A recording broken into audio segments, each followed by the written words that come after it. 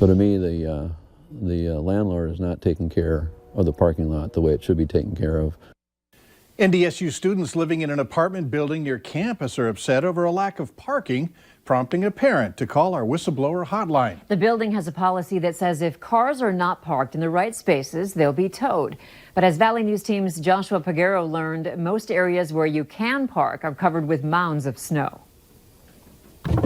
Joe Keller's daughter is a student at North Dakota State University and lives near campus at the Bridges Apartments.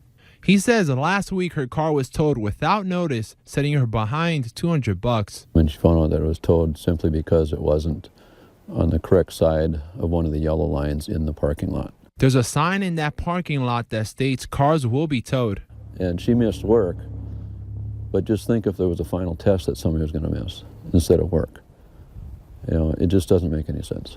As you can see, several parking spaces are crowded by mounds of snow, which the building maintenance crew has not cleared.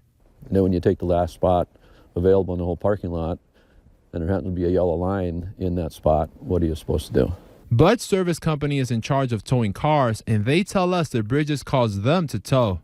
The NDSU Foundation confirms to Valley News Live they own the land, but the developer Profit Limited Partnership manages the building. The landlord is not taking care of the parking lot the way it should be taken care of, and the tenants are paying the price by getting their cars towed because they're simply not quite in the right spot, even though they've got no choice. Most of the streets around the student apartment building have parking restriction signs like this one.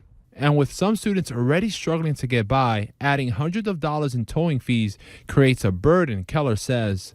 See right here, there's the yellow line. There's one that parks here, has no choice but to park over the yellow line. He just hopes no other student has to go through this, and the way to prevent that is by hauling out the snow. In Fargo, Joshua Pagero, Valley News Live. We gave Profit Limited Partnership 2 days to respond. They declined going on camera or answering any questions on when they plan to clear the snow from the parking spaces. All they say is they enforce parking policies. And as we mentioned, this story was brought to us through our whistleblower hotline. If you need help with an issue in your community, call the number on your screen, 701-237-6576. We'll do our best to get to the bottom of it.